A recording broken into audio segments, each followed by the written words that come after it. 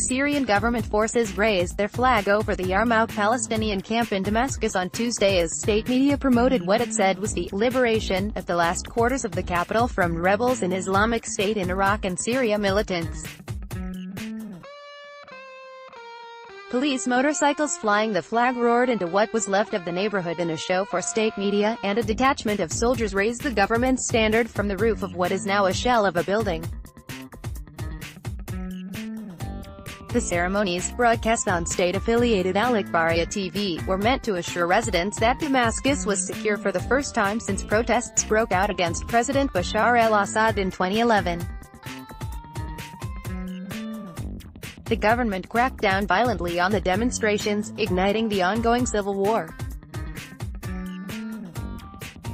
Syria's military announced it had recaptured the camp and surrounding neighborhoods from ISIS militants on Monday, bringing the entire capital and its suburbs under full government control for the first time since the 2011. Police officers and soldiers standing in formation in the rubble of the Hajar al-Aswad neighborhood chanted half-heartedly for the president in what has become a ritual of pageantry after every advance by the government against the crumbling opposition movement and separate ISIS insurgency. A member of the Syrian government forces drives a motorbike down a destroyed street at the entrance of the Palestinian camp of Yarmouk on Monday. Louis Bishara, AFP, Getty Images. But after the ceremony, the soldiers erupted in a cheer and let off bursts automatic gunfire into the air. They promised the cameras they would be heading to Daraa, a city near the border with Israel, which was the first to revolt against Assad in the Arab Spring protests earlier this decade. Daraa remains split between government and rebel control. Devastated neighborhoods. The battles for Yarmouk and Hajar al-Aswad left both neighborhoods catastrophically damaged.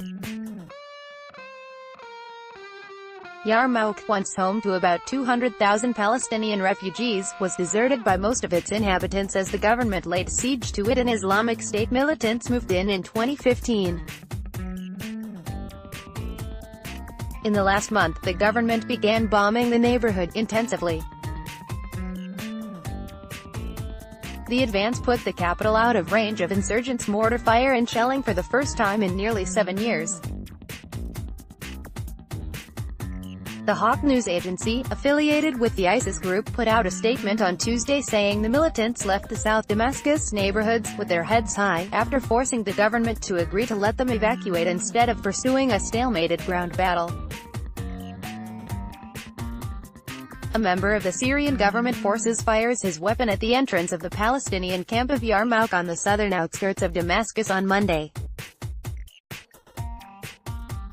Louis Bishara, AFP, Getty Images. With Iran's help, Assad's forces have been making steady gains since 2015, when Russia launched an air campaign on behalf of his forces.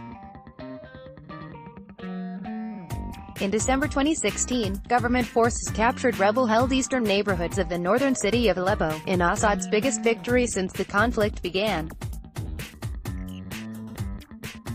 With a mix of military pressure and surrender deals brokered by Russia, thousands of opposition fighters capitulated and were evacuated in March and April from Damascus suburbs known as Eastern Ghouta after a crushing government offensive.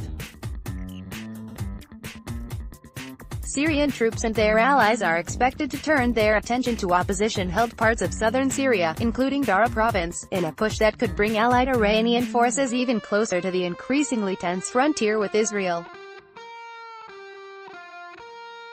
Idlib, in the north, remains a major rebel bastion, but government forces are expected to leave that confrontation to a later stage.